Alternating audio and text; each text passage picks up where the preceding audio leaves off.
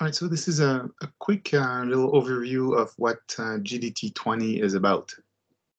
It's about designing a logo, stationery, so business card, letterhead, collateral, and a few other things. So what we're going to do is we're going to pull that information out from this right there. I'm going to go into the resources, into the GDT 20 right here, and we're just going to open the course outline quickly.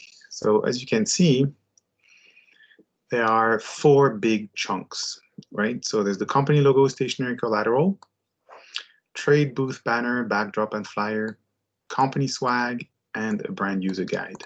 So I'm going to go over fairly quickly. I'm going to go over the company logo, color stationery, and collateral. Then I'm going to show you a real life example and also a brand user guide. I don't have, in this particular example that I don't have a trade show booth, banner, backdrop, and flyer because the client that I have does not require that, and I don't have any company swag because there was no need either. So I'm just going to show you what I have done for one of my clients. So the client is, I'm going to close that. The client is called Hive and Heart. As you can see, there's a lot of files in here. So the first thing I did is I started, a concept. So I don't have my sketches with me right here, but I did a little bit of research, right? So I did a little bit of, grabbed a bunch of logos that I found online as part of the discovery and what's out there, and maybe get inspiration from it and whatnot. So as you can see, there's the hive, the beehive, things like this, right? So some Shutterstock stuff. This one as well, which is kind of weird with a little dragon at the bottom. Anyway, so they always kind of follow hexagon and then the heart and whatnot. So I'm just going to show you that. The hive, solar batteries as well, cannabis, why not? It's kind of odd. This one looks like an actual hive, so it's very high-tech. Heart and hive with a different spelling. And this is very much like loving the bees, right? So, and then the client requested also, wanted to have a heart like kind of Grey's Anatomy. But the Grey's Anatomy heart, as you can see, it's very surgery, it's very medical. So I told her, not a good idea, right? Gained some other examples here that I have, those are pretty small. But, like a pattern, this one is animated, a pattern within hexagon. So I kind of, poked around a little bit with that. So I'm going to close that. So this is what this is how I did things, right? So there's as you can see, my files are called concept V1 and then logo C1 as well, right? So the V1 is the version 1, and then the C1 is concept 1, right? So these are my working files. So my C1 is the file that I work with, that the client does not see, right? And there's a bunch of different things. As you can see, there's stuff in the pasteboard on the side. There's a bunch of different things in there, and then from there I just go, okay, so I will probably develop some of those. So this is, a lot of it is live text. As you can see, if I show my outline, this is still live text in there. Part of it, some of it have been converted to outlines already, but it's a working document. So here I'm using Salome, and here I'm using Barlow as a typeface, and here that big ampersand right there is Baskerville. So it's a fairly classic typeface.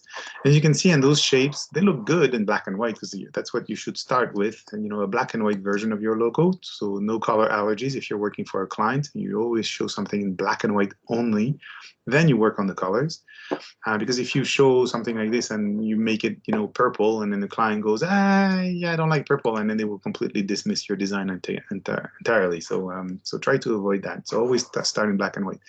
And as I said, they look good in black and white with a white background. But if I actually move this out of the way and into the pasteboard, you can see that this is built, with a little bit of white pieces in there just to make it look like it's the right thing.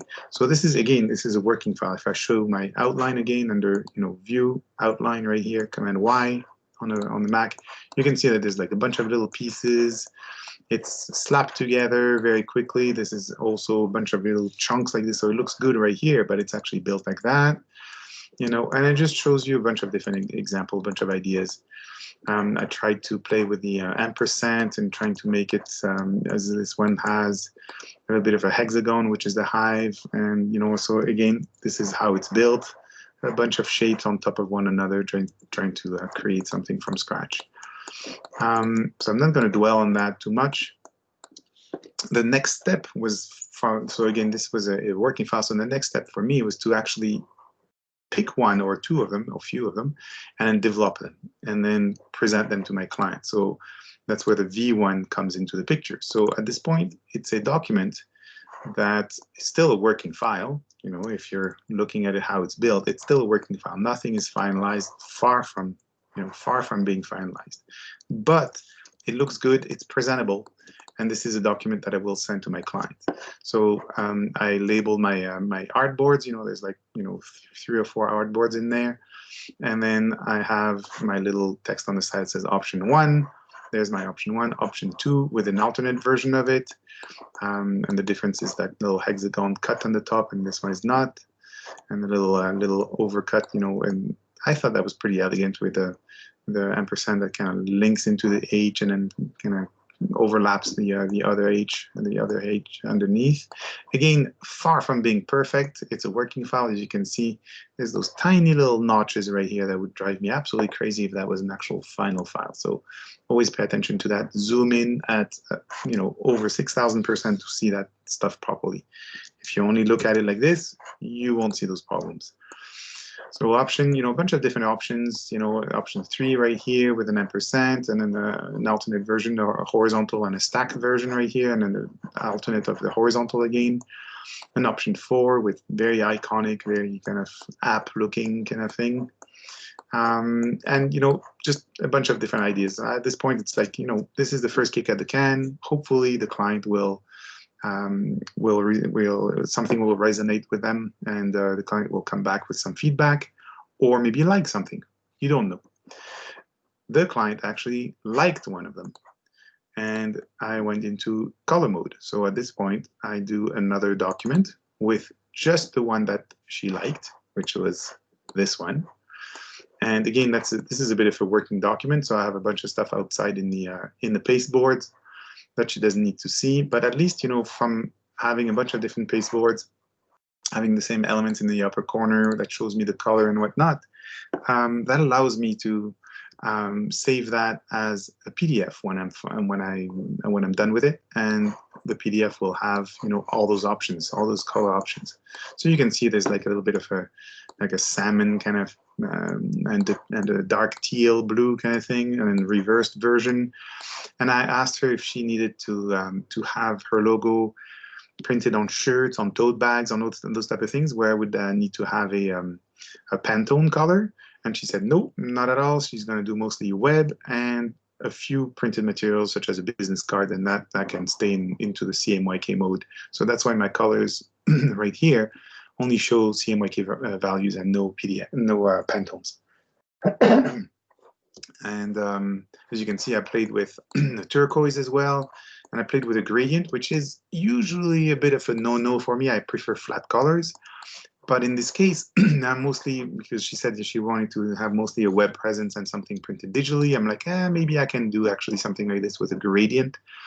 This is very difficult, if not impossible, to reproduce properly. If you had Pantones, you cannot do a blend from a solid color to another without some really messed up colors.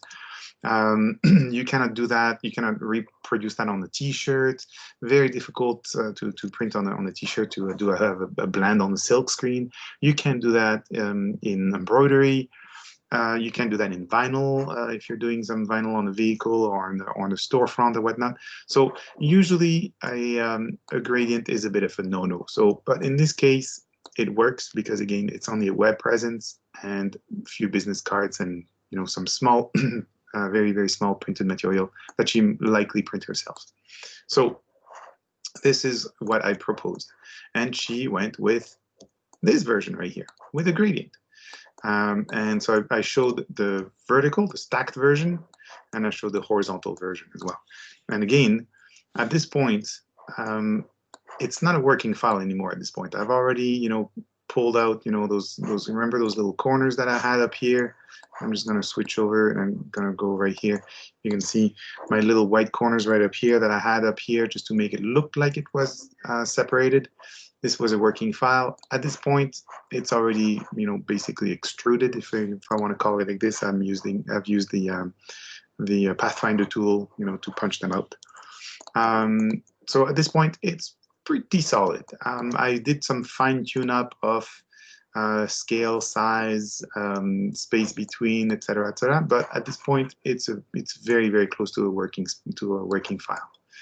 Once this is approved, then I go into this mode. So this was just the concept development, right? So at this point, I want to go into developing the logo into different versions. So I have my print files right here in my Hive and Heart logo right here, and I have my web files. So I have my print and the web. So these are the files that I provide to my client. I call them print and web because it keeps things under control, and basically call a spade a spade.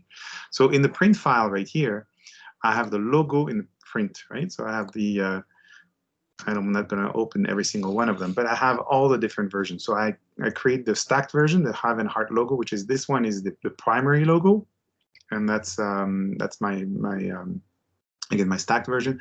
So I start from one file in one document, right? Not multiple artboards in this case, just one graphic, one page, and I make it black, and I save it as Hive and Heart logo black.ai. The next one is the Cmyk version. See, so from one to another, they don't change, right? Because I work from the first one, the first black and white version, and then I colorize them. And then I call the colors Heart and Hive. So the pink, the heart, the really bright pink is called the heart color.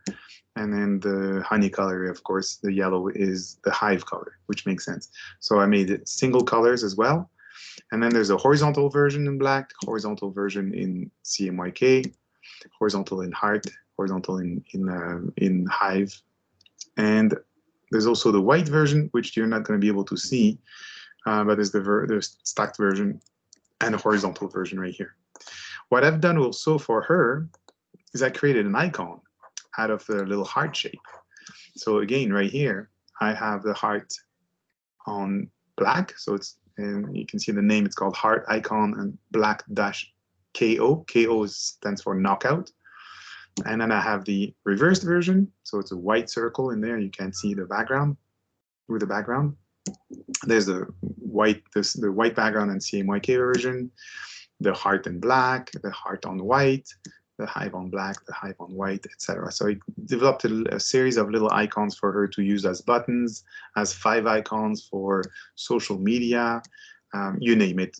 It's flexible for her. From there, every single file that I made right here, I export as web format. So I switch into my web files right here, and you can see there's that many. So all it is I export the Illustrator into a JPEG and a PNG. So the JPEG has a white background, and a PNG has a transparent background. You can see the difference right there. You can see my screen showing through, right?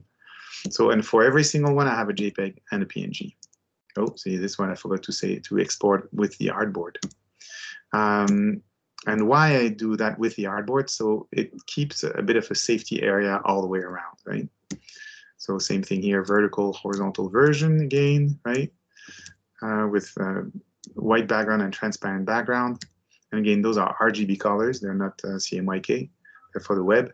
And there's the white version, and it's only available in PNG, of course, because the white JPEG would have a white background, and vertical and whatnot. So there's all those different versions, and that's how you develop a full logo for the client. And I do the exact same thing for the icon right here as well. So there's the JPEG, etc. All of those in JPEG, PNG, JPEG, PNG again, right? Every single one except the one that have a white background, of course. This is a PNG only. So she has basically an artillery of icons and all the logos in all the possible formats that she needs.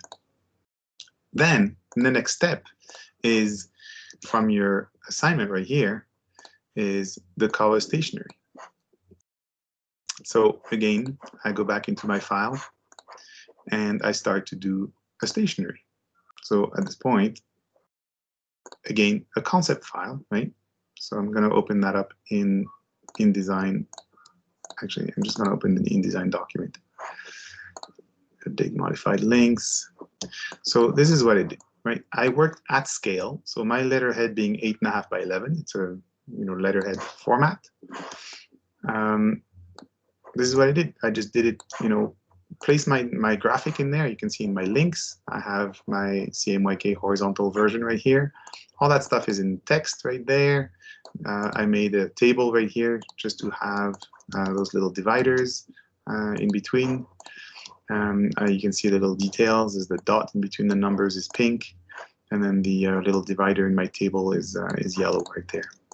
So it's all live text, right? It's an actual email, actual phone number, and then I place some text in there just for placement only, and then there's a little line at the bottom, and there's the big, large ampersand at the bottom right here of the page.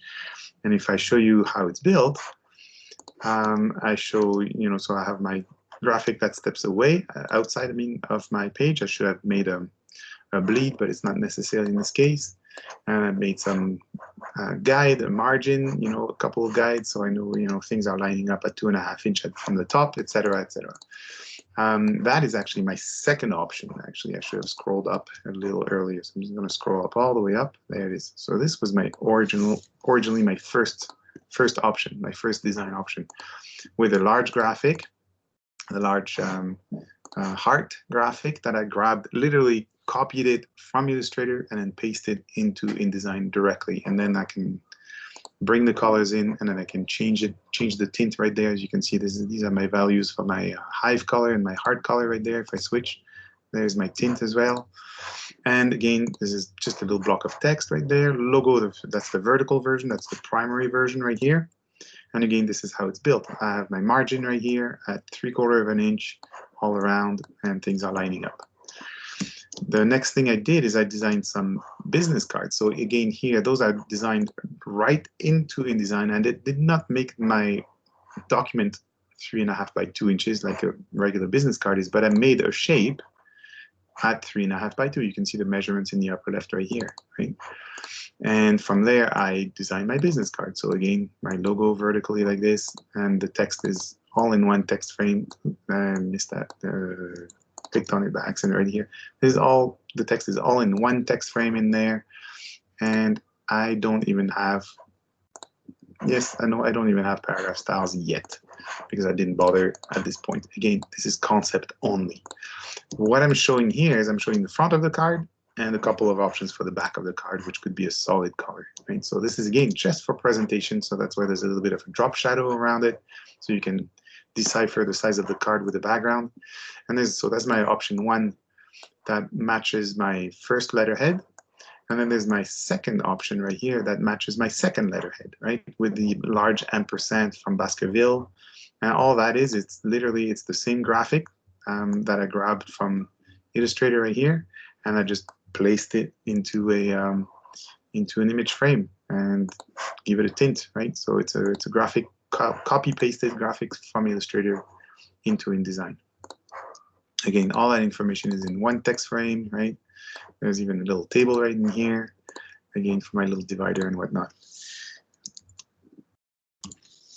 And oops, I clicked on the wrong key right there. And then there's my my second letterhead. So I sent that out, and I told her this is how it functions. This is the horizontal, vertical version, the different backgrounds, etc., etc. And she picked this version right here, the one with the large ampersand. So at this point, I'm finalizing things. I don't have it a file right here, unfortunately. I don't think I do. No, I don't. But basically, I finalized my letterhead in InDesign and my business card as well in InDesign, and I exported everything, packaged everything, exported everything with ready for print in PDF. So with the crop marks, with the color bars and whatnot, and then I've sent her the files. So unfortunately, I don't have them in my folder right here because they're saved somewhere else. But having said that, you have seen it basically, and this is how to design basically a quick business card and letterhead. And I did only two versions only, right? At this point, again, that gets approved. So what do? I also told her that I would create a letterhead in Word. So I made this letterhead in Word, and all it is again, you go back into your InDesign document. There's the JPEG of my letterhead, and all it is you go export as, but instead of choosing PDF, you choose JPEG, and save it as 300 dpi RGB, right? So this is basically a final JPEG of the whole thing, and it's 8.5 by 11, and then I drop it into a Word document basically in a template. Oh, I already had it open right there. And the image right there, actually, so the image covers the whole page, and so you need to learn how to do that in Word, is you basically put this image in a footer or a header, whichever you want. And here, what I've done for her as well is I've actually modified and changed the style sheets within Word. So this one is the header, and I call it Hive and Heart. Title, right, 14 point. I call everything a spade. And then same thing here, Arial 10 point. And then the signature is just strong, which is bolded. And these are the files that I've sent her. So for GDT 20, you don't need to make that Word document. That's not needed. That's something I've done for my client. However, if you look at that, you have the color stationery. So again, business card letterhead and collateral. Collateral is an extra piece of print material. So it could be an envelope, a pocket folder, report cover, a notepad. I mean, you name it, you can have it. Basically, anything out there is good for that. So I'm going to show you as an example. I'm going to just go into the resources right in there, and we have stationery assets in there. Actually, no, I may not have project assets. These are mostly,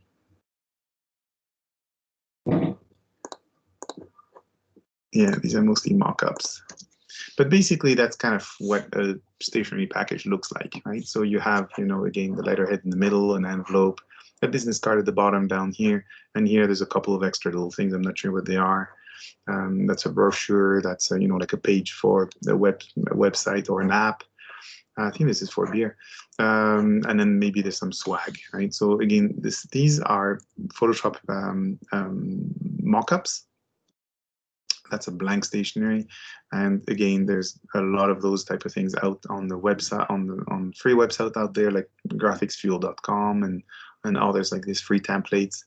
And those are basically Photoshop files that are set up in layers, and you can literally just drag and drop your logo in there, and it'll appear on those mockups, and it looks professional. So this is really good for your portfolio and also presentation for a client. Again, these are not working files, right? This is just for presentation. So there's a bunch of those. I'm not going to go through the whole thing, but there's a business card mockup right here. Again, you can drag and drop your graphic in there. Again, these are Photoshop files, and I'll kind of quickly show you how to do one of them. So another part of the this project is to do a trade show banner, a backdrop, and a flyer. So you're talking, promotion, like outdoor or outside promotional material, right? So you're talking to an audience already. So you're thinking large formats, flyer to promote the company or the product, and a rule of thumb is for any of those banners and backdrops kind of thing for those trade shows is usually the logo is at the very top, because you want it to be visible from a distance. If you have people standing in front or walking in front and your logo is in the middle, well, you won't be able to see it. So rule of thumb, keep all that main primary information at the top, and then you'll be visible, across the hall basically. And the flyer is just a giveaway. So again, this is, external promotion material. Company swag, I don't have very many examples actually. Company swag is, shirts. It could be also company uniforms,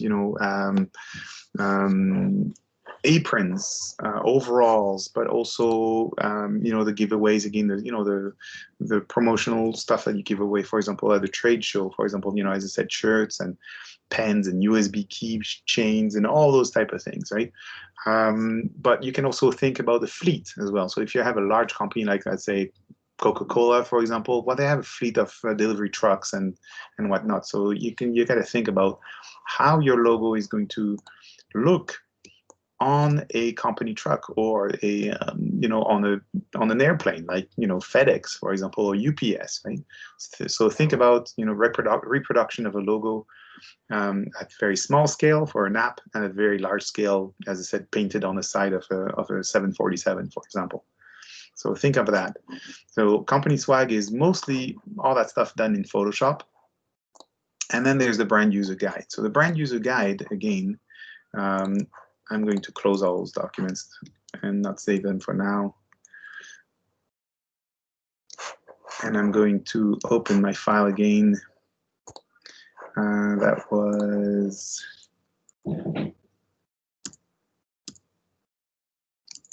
on my desktop. Unfortunately, there it is on my desktop right here. Sorry about the delay. So I call them BSM personally. BSM stands for, so it's either a brand guidelines or a BSM stands for brand standards manual. This is kind of what I used to call them. So what I did is I did a few images in there, and I also again copy and paste my graphic right into my my InDesign document. So I'm just going to open my InDesign document quickly right here just to show you how it's done. I'm going to close my stationery when this comes back. There we go. We don't need the stationery anymore. So my BSM right here is done in InDesign. I'm using, a master page, right? So this is my master page right here. I have, Hive and Heart, brand standards manual, bottom left corner, and I have my little page number right here. So that's called a little folio, and I have my page number and YA because we're in the A master. So this is going to be my automatic page numbering, right? It's a special character page marker. So I go into my document right here, into my pages instead of my master page right here, and I create a document again, 8.5 by 11, standard size, no bleed, right? Because this needs to be printed by her or by one of her supplier or whatnot. So I want to make sure that it's available by everyone. So there's a big 1/2 inch margin around. So, and I created my document with a 6-column grid basically, and then put the text in there basically. So super simple. My graphic in there, the white version, the gradient of the color, and then I found this image on Pexels. And as I go down in my document, again, it's not a facing page document. They're stacked. They're regular single page documents, so they're not staggered. I speak about the primary logo right here. And again, I have my 6-column layout right here. So that allows me to have like 3 columns of text, or 4 and 2, or 2 and 3, or whatever. Like, it's really flexible that way to have a bit of a grid, right? So I speak about the primary logo right here, just a little bit of text about it. And this is, material and content, I should say, that I grabbed from previous brand standards manual, and I just modified the text for the need, right? For the need I have. And there's the horizontal version. So here, right off the bat, I'm presenting the primary and the horizontal version. I also speak about a safety area right here of your logo right here. So what I have here is you create your own scale right here. So my scale right here, my height is my 1 unit right here. So the height of my H right there is the amount of space that it will have all the way around my logo right here. So it's reproduced right there. So I call it that 1 unit right here. And then my unit is basically reproduced all the way around vertically and horizontally all the way around. And I do the exact same thing right here for the horizontal version. So it's consistent, basically. So this is my safety area. And what it is, it's like basically you don't want your logo to be right butted against the edge of the page or a document, or too close to somebody else's logo. When you're sponsoring, for example, a festival and you have those T-shirts, you know, with volunteers, you know, and it's you have a, you know, this logo soup at the back of the T-shirt that has all the sponsors. Well, you want to make sure that they're not, you know, bumping into one another. So this is your safety area, and it's part of your brand standards manual. Again, I developed the icon right here. I also show the icon in my brand standards manual and how the color combination happens on what, etc. And then as an example as well. So when placed over color photographs, for example, you can use this version that is translucent, where the hard shape is punched out, kind of like this version right up here, and it's always in the bottom right. So, you know, show just a small example if you can. Further down, and this is probably one of the most important part of any brand standards manual, is the color treatment and applications. So here, again, I'm not using any Pantone, but here I'm doing the breakdown of each of those colors. There's the hive and the hard color, and I have my Cmyk values right here, which are, you know, cyan, magenta, yellow, and black. My RGB values, and my hex for, you know, coding for HTML. If I had a Pantone, I would put the Pantone right in there or right below it, and I would show, you know, Pantone white 87 and, you know, Pantone whatever for the pink, for example. I'm showing right off the bat. I'm showing I'm always using the primary version, but I'm showing the one that has the gradient. I'm showing the black version, the all hive and all hard colors, right? And I'm showing them in the white version on solid black, the white on the gradient, the white on the hive and the heart. And I'm also showing some black version on gray, just to keep the contrast and readability, you know, visible and whatnot. So I'm showing the black version on 30% black background or less, and here same thing, white on 30% black or more, right? So this background right here is probably in the 80%. I can go into my swatches right here, it says 80%. So this is again an example of, right? The next page is the logo integrity. Things that you should and the things that you should definitely not do. So this is, again, it's a brand standards manual, it's your brand Bible. So show people what not to do. So do not tweak or do not skew it, do not horizontally stretch or whatever, don't turn it at an angle, don't put an ugly drop shadow, don't add an additional graphic such as a little bee in the corner, although how cute that is, it's not acceptable. Same thing with borders, too little or insufficient contrast and whatnot. This is, again, it's your Bible, it's your brand Bible, and you decide as a designer what can be done with or without. You're talking to, you know, an audience of, let's say, a very large company. You have 3,000 employees and, you know, offices across the world. And then, you know, we have, you know, Jenny, secretary somewhere in office, you know, satellite number 25. And she's like, well, we're doing some kind of employee recognition today, so we want to put the logo and we want to put a little smiley face in the corner just to say, you know, good, you know, thumbs up, you know, good job, well done. It's like, no, that's not acceptable, you know. So I just want to make sure, you know, this is for integrity of your brand, right? Another huge element of any kind of brand is the typography and the corporate typeface that you're using. So in this case, I'm using Barlow, which is available online, right? And I'm using Baskerville. So I'm speaking about that right here for all primary and primary external communication, use Barlow and Baskerville.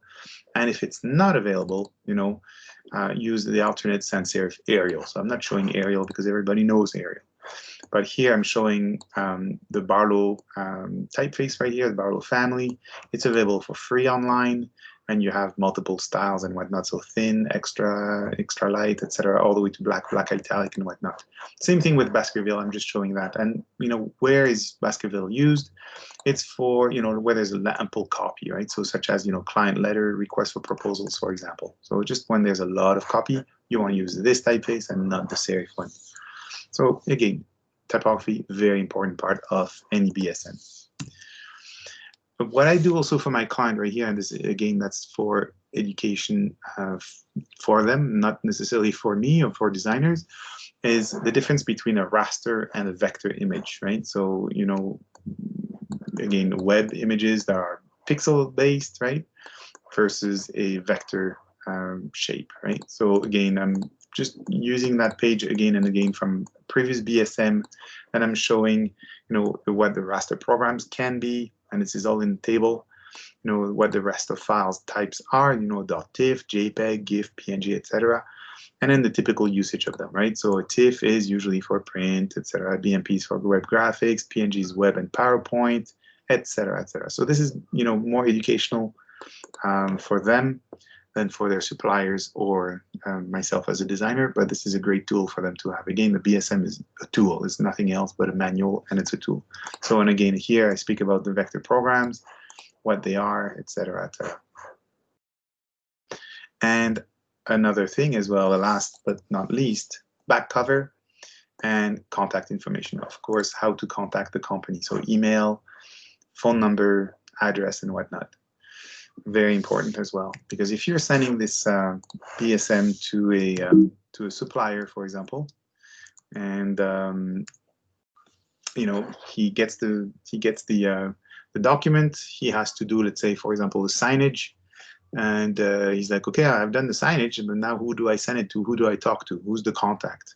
So the contact is usually somebody in the company, especially large corporations, that is taking care of the brand. So it could be, investors relations person and whatnot.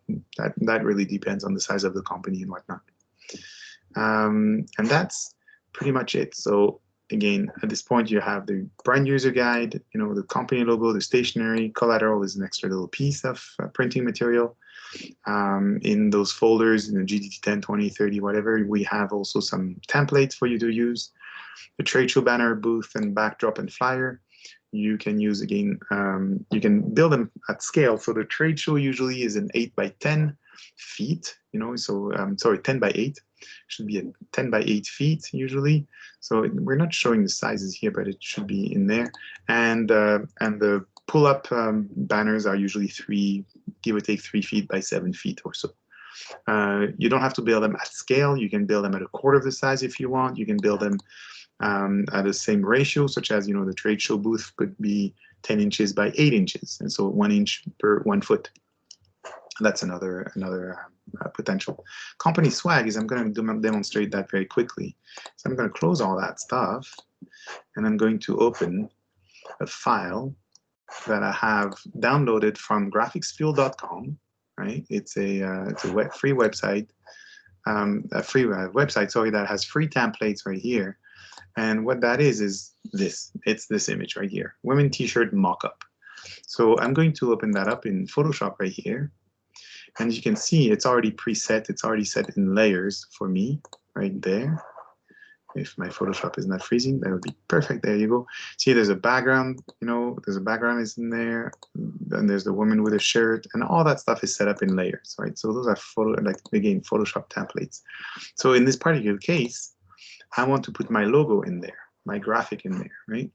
So it says add design here. So what you do, and then you can see it's on the bottom right corner right there. There's the smart object icon right here. So if I double click on that, it opens up the .psb file right there, add logo 11.psb, and this is where my logo should live, right? So I'm going to go back into my Hive and Heart right in there, and I'm going to grab my logo, the print file, the logo, and I'm going to grab the Hive. This not the horizontal, sorry, the vertical version only. I'm going to use the single color one, and I'm just going to literally just go drag and drop from my window right into Photoshop right there. And it's asking me open a smart object. Sure, yes, please, okay. There, now it's placed in there. I scale it up, place it in the right spot. Give it in the center right here. You can see the highlights. Click enter, and I'm going to hide this artwork right here. I'm just going to turn it off. This one is a solid background for some reason. Don't really need it. I can just get rid of it. And I'm going to save that. So because it's a smart object, I'm just going to hit save and close. And automatically it is already on my mockup right here, just like that. So as you can see, there's transparency. It's already preset, so you can see the texture of the shirt underneath and whatnot. So a lot of those mockup templates have those type of things already preset. The thing is, my blue background with my Hive logo there, it's not working very well. So I'm just going to go into my background, which is BG in this case right there, and you can see that there's a bit of a highlight, and then there's the background color, which doesn't look so great. So what I can do here, it has a gray autofill right there, so I can change that, and I'm gonna pick a color that looks fairly close to my Hive color. I'm mute it down a little bit, like so. Make it bright. Actually, there you go. And I'm gonna show my wall right here, but in this case I'm going to change the blending mode. So as I change my blending mode, it changes massively. So this is not bad. You get some green chunks in there. It's interesting what's happening from that. So I can go maybe luminosity. There you go, luminosity. It picks the same kind of background color. It's a little intense. Double click on that. Mute it back down a little bit. There you go. I don't want the background to fight too much with the image that I want in the font. And again, same thing, the shirt right here has an overlay, so so it's a little bit brighter. This one has a fill, an 80% fill right there. Again, so you can see that it's like semi-translucent. If I show my overlay, it's got a little bit of the texture going through. So my overlay is in the clipping mask, so I can, again, change my opacity. It's a multiply. I can modify all that stuff as much as I want, right? So I'm just going to go a little lighter so it doesn't affect too much the color and the intensity. And again, all of that stuff is available right here on layers directly. So you got to learn how to use those templates because they're pretty cool. You have a shadow right here. There's the woman, right? And everything is turned, customizable. In this case, it's very, very few layers, but in others, it's quite complex. So there's my swag, the first one that I've done. And again, I can grab and work with a bunch more that I may have downloaded, that I have in my support files and whatnot. And then I could just save that and keep going. So again, that's just a shirt. But think about uniforms, fleet on vehicles and whatnot. And again, graphicsfuel.com will have a lot of those options for you right there to work with. That's what I wanted to show. So company swag, show us, half a dozen, that's great. But again, what I've just done here is I kind of match the color to match the color of my logo. So think of it that way as well. This is your brand. You've developed this logo. You've developed the color. So don't put this yellow logo, for example, on the pink shirt, right? Or suddenly I'm introducing a green lime color, right, as a shirt or as a baseball hat or as a backpack or whatever. I want to keep everything, on brand. So I want to keep the same kind of color, the same look and feel, so maybe everything is on, maybe all the swag that I'm going to produce is black, kind of like Starbucks, and then the logo really, really stands out. So make the right decisions, make the right choices.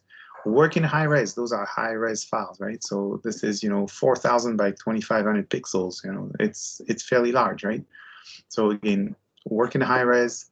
Work with those mock-up templates, and you can plow through this project fairly quickly. Although it looks daunting at first, but concentrate on those 4 big chunks, and you're good.